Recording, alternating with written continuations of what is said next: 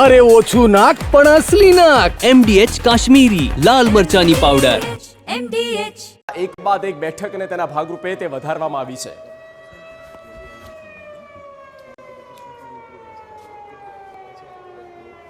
તો વડોદરાની જો વાત કરીએ તો બે સ્થળે અને જિલ્લામાં એક સ્થળે મોકડ્રીલનું આયોજન કરવામાં આવ્યું છે, જેમાં આજે સાંજે 7:30 થી 8 વાગ્યા સુધી બ્લેકઆઉટ કરવામાં આવશે. 45 સાયરન પણ વગાડવામાં આવશે. ફાયર અને અન્ય સાયરનો પણ ઉપયોગ કરવામાં આવશે. પહેલગામમાં થયેલા આતંકી હુમલા બાદ દેશભરમાં યુદ્ધની પરિસ્થિતિને પહોંચી વળવા માટે કેન્દ્ર સરકાર દ્વારા અલગ અલગ પગલાઓ લેવામાં આવી રહ્યા છે, જેમાંથી એક નાગરિકોને ડિફેન્સ માટેની તાલીમ આપવી એટલે કે મોકડ્રીલનું આયોજન પણ કરવામાં આવ્યું છે, જેની અંદર ગુજરાતમાં આજે મોકડ્રીલનું આયોજન કરાયું છે. કેટેગરી 1માં આવતા વડોદરા શહેર અને જિલ્લામાં પણ મોકડ્રીલનું આયોજન કરવામાં આવ્યું છે. જિલ્લા કલેક્ટર ડોક્ટર અનિલ ધામેલિયા હાજર છે, તેમની સાથે વાત કરીશું. સર, જે રીતે મોકડ્રીલ માટેનું કેન્દ્રમાંથી સૂચના આપવામાં આવી હતી, કયા પ્રકારથી વડોદરા શહેરમાં આ મોકડ્રીલ માટેનું આયોજન કરાયું? આપદા પ્રબંધન તંત્રની સતર્કતા ચકાસવા માટે અને સાથોસાથ લોકોની અંદર વ્યાપક જાગૃતતા આવે, સતર્કતા આવે એ દિશાનો આપણો પ્રયત્ન છે.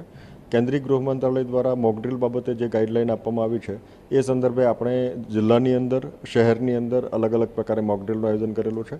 મોકડ્રીલના 6 તબક્કા છે અને 6 તબક્કા દરમિયાન આપણે અલગ અલગ મોકડ્રીલ કરવા જઈ રહ્યા છીએ.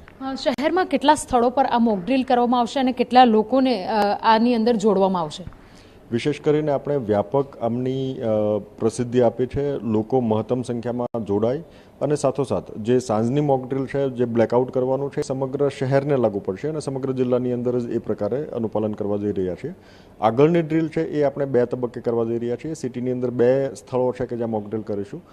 મકરપુરા ONGC ખાતે અને ઇનઓર્બિટ મોલ ખાતે આપણે કરવા જઈ રહ્યા છીએ અને ત્યાં આપણા સરકારના વિવિધ વિભાગો, યુનિફોર્મ સર્વિસીસ, વોલ્યુન્ટિયર્સ, વિદ્યાર્થીઓ, NSS, NSK અને ઘણી બધી સંસ્થાઓ એમાં જોડાવા જઈ રહી છે. સર, અત્યારની જે પરિસ્થિતિ છે તેને ધ્યાનમાં રાખીને આપને લાગી રહ્યું છે કે તમામ નાગરિકોએ આ મોકડ્રીલમાં જોડાવવું જોઈએ અને યુદ્ધ જો પરિસ્થિતિ ઊભી થાય તો ડિફેન્સ કઈ રીતે કરવું તેના માટેની તાલીમ લેવી પડે? વિશેષ કરીને આપ મીડિયાના મારફતે લોકોને ખૂબ સારા મેસેજ મળ્યા છે, ખૂબ સારો પ્રતિસાદ પણ મળ્યો છે અને વ્યાપક જનપ્રસિદ્ધિ થઈ છે, એટલે લોકો ઘણા બધા મુદ્દાથી વાકેફ છે. 2 સૂચનો મારા તરફથી જે મને લાગે છે કે આવશ્યક છે. એક, આવી પરિસ્થિતિમાં ક્યાંય પેનિક ના કરવું જોઈએ, જેથી કરીને લોકો બિના કોઈ કારણસર ગભરાય અથવા તો કોઈ અપ્રત્યાશિત રિસ્પોન્સ આપે અને લોકોને હાલાકી પડે. બીજું અગત્યનું જે પાયાની તાલીમ છે, આપણે આ પરિસ્થિતિમાં આપણા આરોગ્ય વિશે, આપણા શેલ્ટર વિશે, આપણી લાઇટ્સ, આપણા બિહેવિયર વિશે કઈ રીતે વાત કરવાની છે, એ સમગ્ર બાબત લોકોએ રિસ્પોન્સિબલી બિહેવ કરીને શીખવી જોઈએ અને આપણા પરિવારજનોને, આપણા પડોશીઓને આ બાબત શીખવાડવી જોઈએ. સર, વડોદરા શહેર જિલ્લાની અંદર કેટલા સ્થળો પર સાયરન વગાડવામાં આવશે અને વોર સાયરન વગાડવામાં આવશે, એ કેટલા સ્થળો પર વગાડશે? આપણે શહેરની અંદર અલગ અલગ સ્થાનો પર જે વોર સાયરન છે એ 10 જગ્યાએ છે. આ સિવાય ફાયર સર્વિસીસની સાયરન છે એ પણ બીજી 11 જગ્યાએ છે. આ સાયરન આપણે તમામ જગ્યાએ વગાડીશું. સાયરનની જે કેપેસિટી છે એ સામાન્ય રીતે 2 થી 5 કિલોમીટર આપણી વોર સાયરન અને જે ફાયર સર્વિસીસની સાયરન છે એ 4 કિલોમીટર આપણે એની આજુબાજુમાં સાંભળી શકાય છે. 120 થી લઈને 150 ડેસિબલ સુધીનો એમનો સાઉન્ડ હોય છે.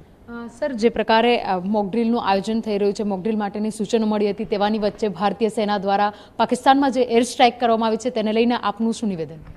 વિશેષ કરીને આપણે જે આર્મ ફોર્સિસ દ્વારા જે આ રિસ્પોન્સ કરવામાં આવ્યો છે, આપણે તમામે નાગરિકો તરીકે આપણી સર્વોચ્ચ જવાબદારી છે કે આપણા આર્મ ફોર્સિસની સાથે રહીએ, એમનું સન્માન કરીએ, એમનું રિસ્પેક્ટ કરીએ અને એમનું મોરલ બૂસ્ટ થાય એ દિશાના પ્રયત્નો આપ સૌએ કરવા જોઈએ.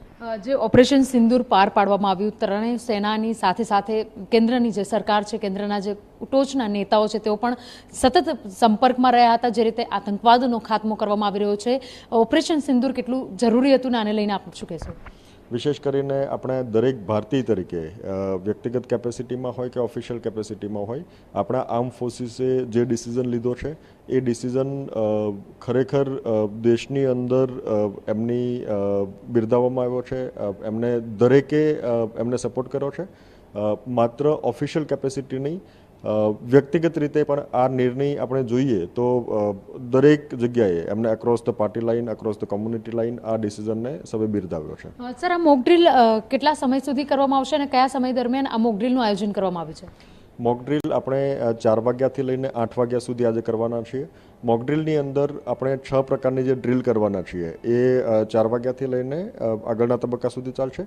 એક ડ્રીલ જે એવી છે સાંજે બ્લેકઆઉટની ડ્રીલ છે એ 7:30થી લઈને 8 વાગ્યા સુધી સમગ્ર શહેર અને જિલ્લામાં થવા જઈ રહી છે. તો બિલકુલ, તો જે રીતે વડોદરા શહેરને કેટેગરી 1માં મૂકવામાં આવ્યું છે, કારણ કે કેમિકલ હબ વડોદરાને માનવામાં આવી રહ્યું છે અને તેના કારણે જ કેટેગરી 1માં મૂકવામાં આવ્યું છે. આ જે પરિસ્થિતિ છે, યુદ્ધની પરિસ્થિતિ જો ઊભી થાય તો વડોદરાના નગરજનોએ પોતાની જાતને ડિફેન્સ કેવી રીતે કરી શકે તેના માટે થઈને મોક ડ્રીલનું આયોજન કરવામાં આવ્યું છે.